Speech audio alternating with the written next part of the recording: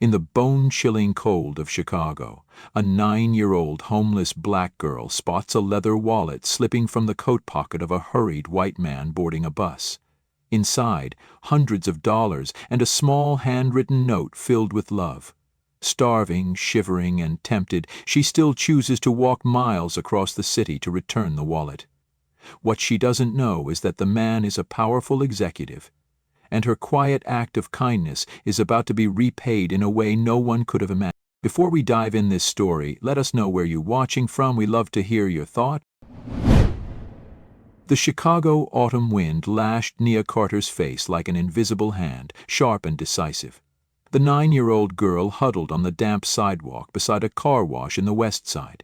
Her frail body was dwarfed by her worn coat, its threads unraveling as if trying to escape their fate. Her jeans, ripped at the knees, were covered in street dust, and her thin wool socks couldn't keep out the biting cold. Her purple lips were tightly pressed, and her large, once dark eyes now held a familiar wariness and emptiness. Her mother's old, oversized sneakers offered no warmth to her tiny feet. Her stomach growled, a familiar, painful sound like a hungry beast coiling within. The smell of gasoline and exhaust fumes mingled with the damp, decaying scent of the pavement, lingering in the chilly air. The sun had just risen above the skyscrapers, but its weak morning light wasn't enough to warm the air or dispel the emptiness that consumed her. Nia swallowed, the bitter taste of hunger still on her tongue.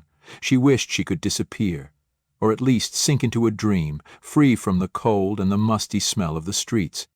Since her mother's passing, Nia had roamed Chicago's alleys and streets, surviving day by collecting empty cans and plastic bottles from foul-smelling bins. She slowly reached into her pocket, her tiny, trembling fingers pulling out a worn, brittle notebook with a peeling cover and a blunt pencil. She carefully opened the last blank page, her childish but neat handwriting recording, Day 104, nothing to eat. Mom, I kept my promise. This notebook was all she had left from her mother, a relic more sacred than anything else in the world. Her mother had taught her to read, taught her to write each stroke on scraps of paper they found, and each page held a lesson, a small story, or a piece of wisdom her mother had imparted before she passed away. Honesty is the only way you can keep me with you, forever, her mother had once said, her voice as warm as a lullaby. And Nia etched those words deep into her bones. Even though she was faint from hunger, her mother's words echoed in her mind like a vow, a never-fading reminder. Through the large window of the bakery on Halsted Street, the warm yellow light and the delicious smell of freshly baked bread were a cruel invitation. Nia stood frozen, her eyes glued to a small but poignant scene. A little white girl giggling, her mouth smeared with white frosting from a cupcake. Her mother smiled gently, wiping the corner of her child's mouth. Nia whispered to herself, "Just one bite, just one." She immediately shook her head, correcting herself. "No, that's not who I am. Mom wouldn't like it." She remembered her mother saying that no matter how difficult things were, no one had the right to compare their pain to another's, because everyone carried their own burden. Nia continued walking, her small feet exhausted, until she reached the familiar bus stop nearby. The screech of a bus braking startled her.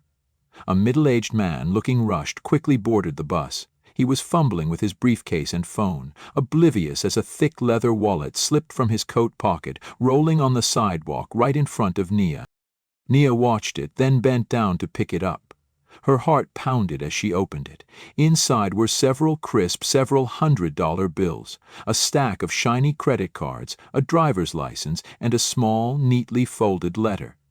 That money, Nia knew, could buy so much, could dispel the cold and hunger tormenting her. "Wow, that's a lot of money," Nia mumbled, her tiny, trembling fingers touching the bills. "I could buy food, a warm place to sleep, just this once." A moment of weakness. "But what would Mom think? Would she forgive me?" A small letter, fragile as a dried butterfly wing. Nia carefully unfolded it, and a child's handwriting, scrawled but full of love, appeared. "Morning cupcake. Don't forget to eat cake with me, Daddy." It came with a drawing of a pink cupcake, an image so innocent and pure. A stinging sensation rose in Nia's eyes. Her voice choked as she read, "Morning cupcake." She sighed, a deep, shaky breath. "It's his daughter, just like Mom and me." She paused, looking up at the sky, a resolute light in her dark eyes. "No, I won't lose Mom again." The biting cold of the morning seemed to vanish, leaving only the warmth from this tiny letter. She clutched the wallet. In that moment, Nia felt less alone in this vast and cold world, and a decision slowly formed in her mind. The address on the driver's license was clear: Davis Tech Corp., 200N Michigan Ave, Chicago. Nia knew that Loop was what her mom used to call the city center, a place of tall buildings and important offices near the bus stop. She spotted a worn public transport map on a pole, tracing a finger from her current spot towards the cluster of high-rises in the Loop. The building seemed very far, but a route was visible. This wallet would not stay with her. A feeling of profound relief, like a burden lifted, flooded Nia's heart. Mom would be proud of her. It was almost noon. The leather wallet lay heavy in Nia's hand, like a stone filled with difficult choices. The Chicago wind still whistled through the gaps in her coat, but the cold didn't penetrate as deeply as the storm within. $200, an astonishing sum for a homeless child. It could buy so much food, fill her empty stomach that had been growling since last night. It could rent a warm room for a few nights, away from the bone-chilling cold of the sidewalk, even buy a bus ticket out of this city to find somewhere potentially better. All these possibilities flashed through her mind like a film reel, painting a much less miserable life. But then the small letter with the child's scrawled handwriting in the wallet reappeared, along with the bright pink cupcake drawing. It hinted at another whisper, a promise she could never forget. Don't take what isn't yours, no matter how hungry you are. That letter, with its morning cupcake inscription, was a gentle yet powerful reminder. It wasn't just about the cake, but about innocence, about family love, and about the promise her mother had taught Nia that honesty was the way to keep her mother with her. A painful memory flooded back, as vivid as if it had happened last night, last winter, when the biting cold was unbearable and Nia was all alone. She had to burn the only photo of her mother for a flicker of warmth. The small flame flickered, consuming her mother's kind face, and the pain of that loss was etched deep into Nia's mind. She trembled as she opened her notebook, her pencil again gliding over the crumpled page. If I keep the wallet, I'll lose Mom again. To Nia, this wallet wasn't just about money. It was a test of her promise to her mother, a test of her own worth. After a fierce internal struggle, Nia's gaze landed on the driver's license in the wallet. The address printed there, Davis Tech Corp., 200N Michigan Ave, Chicago. A resolute decision, as if carved into her heart. Nia would return the wallet. That was the only way for her to keep her promise, to keep her mother with her. The journey began. Nia's tiny feet were already exhausted from the morning, and now she had to drag them further, over 3 miles on foot, crossing unfamiliar neighborhoods, from the dusty west side to the shimmering glass and steel of the Loop. Every step was an effort. Nia walked under the dim light of the winter midday, her stomach cramped, dry. Each time she passed an eatery, the delicious smell of food wafted into her nose, teasing her empty stomach. She walked past crowded streets, the hurried flow of people passing her as if she were invisible. The smells of coffee, expensive perfume, and exhaust fumes mingled, creating a cruel contrast to the musty smell of her clothes and the gnawing hunger within her.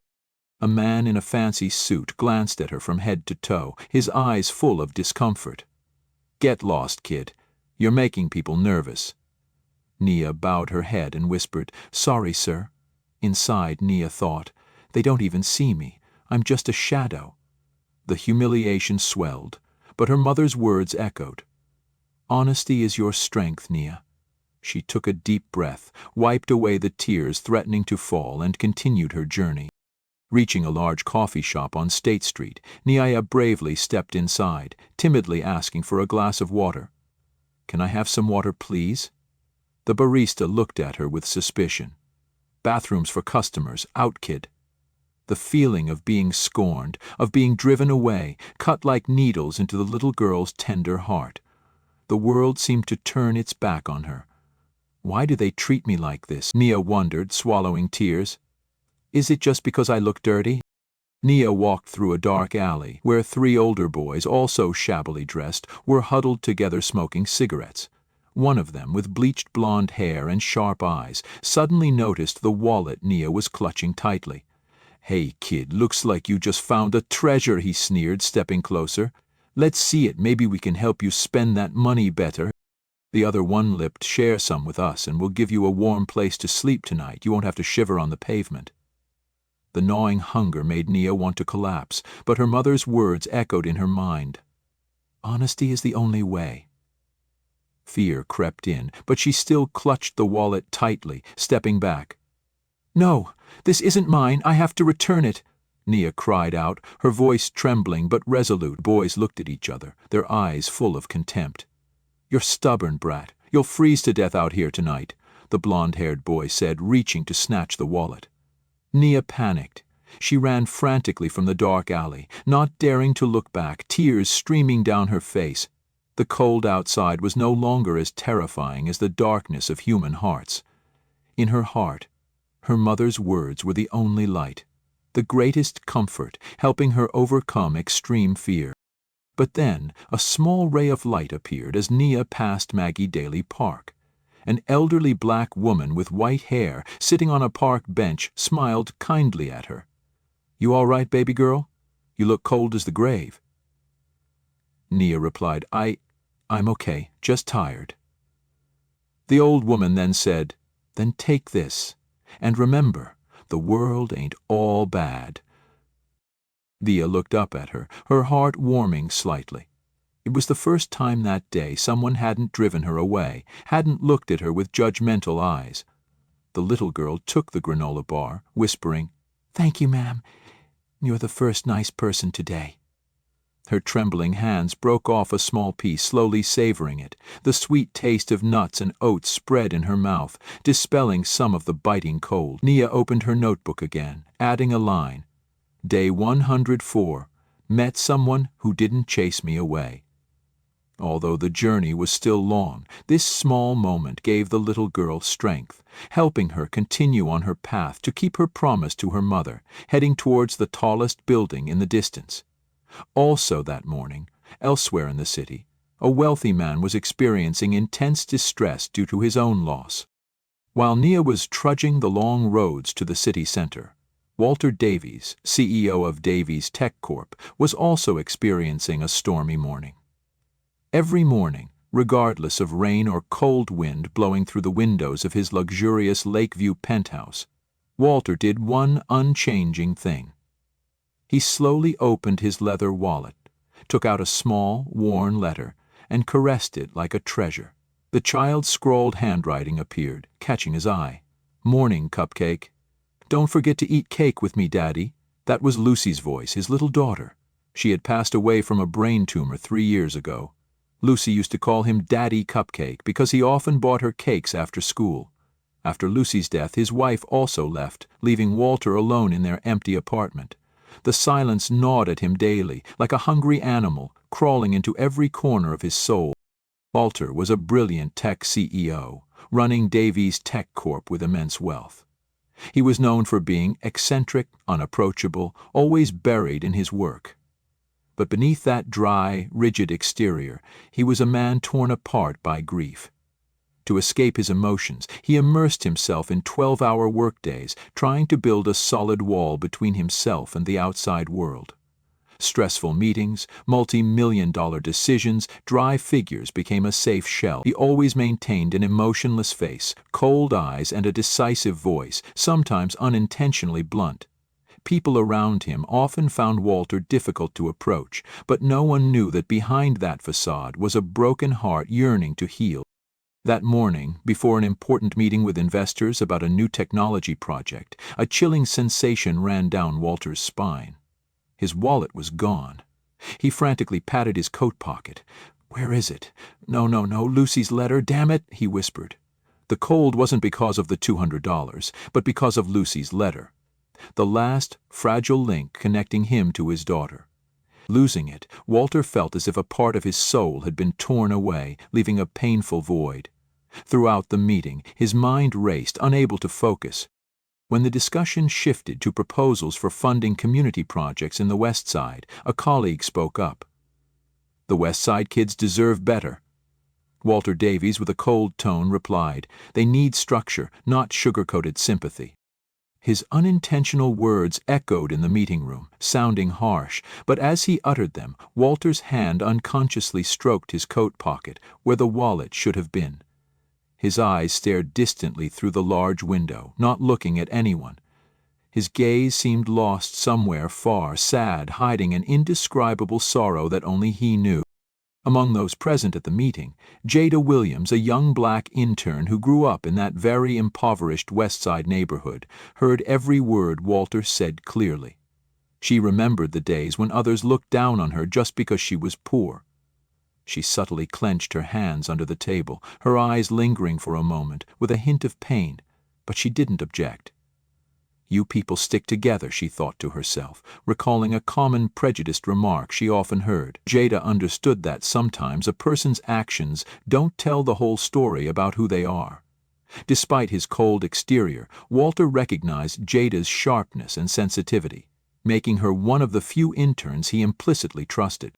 After the meeting, his impatience to find his wallet and the letter wouldn't let him rest. He immediately called down to the reception and security desk, describing the wallet and the letter inside, asking them to notify him immediately if anyone found or brought it in. Jada, still in the meeting room, noticed Walter's unusual distress as he spoke on the phone. She heard him emphasize, "Remember, the money isn't as important as the letter inside. Absolutely do not lose it." This glimpse into his distress, particularly over the letter, piqued her interest. He couldn't have imagined that the link to Lucy was on its way to him, step by slow step, crossing the very neighborhoods he had just dismissed, between the invisible boundaries of two worlds. As evening approached, casting long shadows from the skyscrapers, Naya's feet were utterly exhausted, each step threatening to give way. She had been walking for hours. Her stomach was empty, her feet ached, but the image of the letter and her promise to her mother still urged her forward. Finally, she stood before the Davies Tech Corp building, a towering structure of glass and steel amidst the bustling loop. The large, gleaming, revolving door reflected the image of a tiny girl, clothes dusty, clutching a leather wallet tightly with both hands. Nia huffed a deep breath, swallowed to clear the tension, then timidly stepped into the lobby. The main lobby was vast, with shiny marble floors and flooded with natural light from soaring glass windows. The clicking of high heels on the floor, the ringing of phones, the mingled scents of expensive perfume and premium coffee created an unfamiliar atmosphere, completely different from the musty, dusty smells Nia was accustomed to, as if she had just stepped into another world. A receptionist with her hair neatly tied back, sitting behind a marble counter, frowned, looking Nia up and down.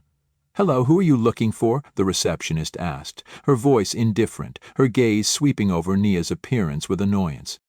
Nia timidly held up the wallet. I'm looking for someone who lost this. This wallet belongs to Mr. Walter Davies, sir."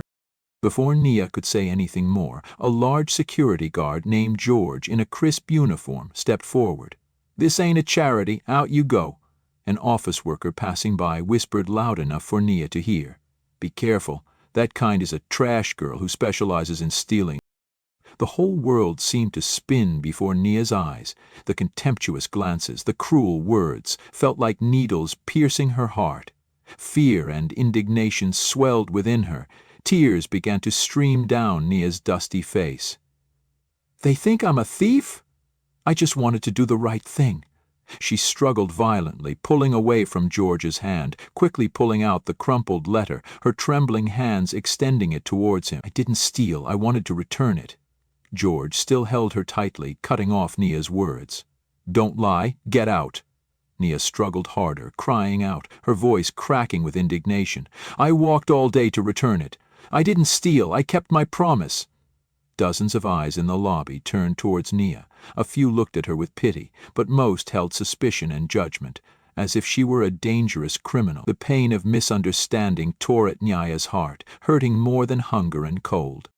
A prolonged silence stretched, taut as a string. Then the phone at the reception desk rang. The receptionist quickly answered, listened for a moment, then her face relaxed. She turned to security guard George, her voice slightly hurried.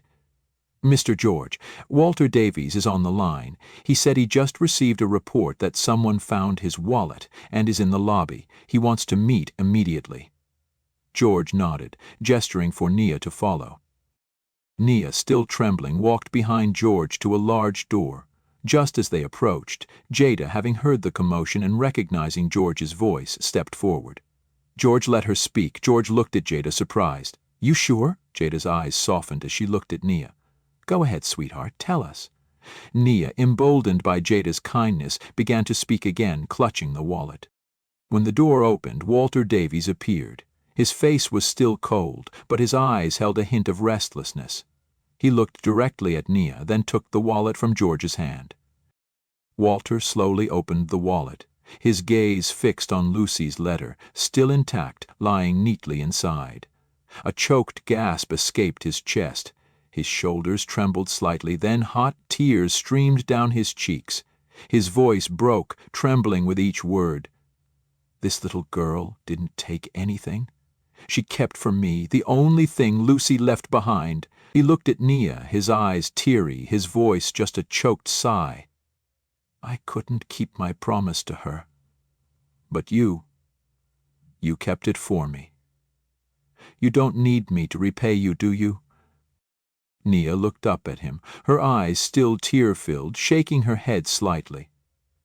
"I just needed to keep my word, sir. My mom taught me that." In that moment, all the resentment, all the fatigue from her long journey melted away. A simple, serene joy for having done what her mother taught, for keeping her promise, filled Nia's heart. Walter looked at Nia for a long moment, emotions welling up. He knelt down, meeting the little girl's eyes. "What's your name, sweetheart?" he asked softly. "Nia," she whispered. Walter's voice, completely different from his usual dry demeanor, spoke her name again with a newfound tenderness. "Nia," he said, "I don't know how far you walked, but you did something truly significant. Do you like cupcakes?" Nia's eyes widened with surprise. Then a shy smile bloomed on her lips. "Yes, sir. My mom liked cupcakes too." Walter smiled faintly. He no longer wore his indifferent expression. He looked at Jada, standing nearby. Jada understood. She nodded slightly, giving Walter a warm smile. Walter then turned back to Nia, his voice soft but firm. "Nia, you must be exhausted and hungry. We'll get you some food right away, and tonight I'll make sure you have a warm, safe place to sleep, not on the streets. You've been incredibly brave." Nia's eyes welled up again, this time with relief and gratitude. She clutched her notebook, and in her heart the warmth of the cupcake and Mr. Walter's kind words dispelled some of the coldness of a long day. "And Jada," Walter added, looking at the intern, "thank you." Jada simply nodded, a quiet understanding passing between them. That night, Walter Davies didn't go straight home. He canceled all his appointments and drove alone through the lit-up streets of Chicago. He paused in front of his opulent penthouse in Lakeview, but instead of going inside, he drove west, back to the west side.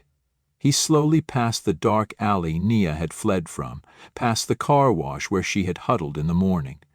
He even stopped in front of a dilapidated, desolate building, once a small community library in West Side, but abandoned for years. The cold wind whistled through the broken windows, creating groaning sounds like cries of sorrow.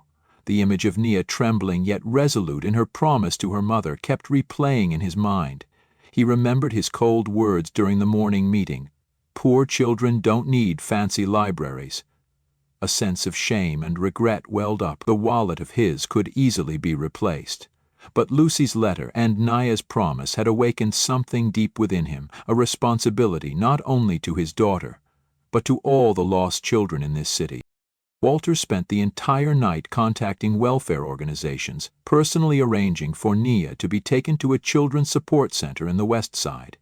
His voice was no longer dry and decisive as when giving orders to subordinates, but calm and sincere as he spoke with social workers. He personally covered all of Nia's living and schooling expenses, ensuring she had a warm home and could attend school like any other child. He did everything in silence, not wanting any media attention to the story. For Walter, this was not about showing off, but a way for him to heal his long-standing grief.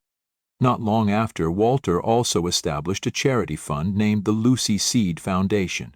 This fund specialized in providing books, organizing evening classes for underprivileged children, and specifically every Friday, the children would receive fresh, delicious cupcakes as a reminder of love and sharing. The new community library in Westside was built quietly, without bearing Walter's name. It was the very community library project that he had once flatly declared poor children don't need fancy libraries or high technology during the meeting. Now the library was not just a building but living proof of the change in his soul, a testament to how unconditional kindness can transform even the most rigid individuals. On the inauguration day, Walter was also present. He quietly hung Lucy's letter in a small wooden frame prominently displayed in the library. Below the letter, the inscription, "Don't forget to eat cake with me," was intricately carved. He stood there, tucked away in a corner, silently looking at the children read books and laugh. He didn't give a speech, didn't seek attention. In that moment, a rare sense of peace appeared on his face, as if the burden in his heart had lightened. More than a year later, on a chilly Friday afternoon, a new life had opened for Nia. She lived in the support center, attended school, and had new friends. She still kept her old notebook, but now the entries no longer contained anxiety or hunger. Instead, they were joyful, innocent things. Day 469, 9. I read books at the new library. Mr. Walter came, brought cupcakes. One chilly autumn evening, Walter and Nia sat side by side on the familiar park bench in Maggie Daly Park. The warm streetlights cast their long shadows on the ground. They shared a white frosted cupcake, neither saying a word. The silence wasn't awkward, it held a deep bond and understanding. Nia opened her notebook, carefully writing. Day 186. I ate cake with Mr. Walter. Mom, I kept my promise. Walter, sitting beside her, looked up at the stars, a faint smile on his lips. And maybe I finally kept mine too. In the final scene, Nia sat in the new library, warm light filling the space. She was engrossed in a book. The rustling of turning pages and the gentle giggles of other children echoed softly. Beside her, on a small wooden table, was Lucy's framed letter and an untouched cupcake, placed next to Nia's treasured notebook. Outside the glass, Walter stood, quietly looking in. A gentle smile played on his lips, not his usual cold smile, but a smile of peace and hope. His gaze was still distant, but now it was a look towards the future, towards something better, towards a seed of goodness that had blossomed in the heart of this harsh city. Walter Davies found his redemption not through wealth, but by choosing not to turn away, allowing the light of a compassionate heart to illuminate his path and the paths of other children, bridging two worlds that once seemed impossible to intertwine. Join us to share meaningful stories by hitting the like and subscribe buttons. Don't forget to turn on the notification bell to start your day with profound lessons and heartfelt empathy.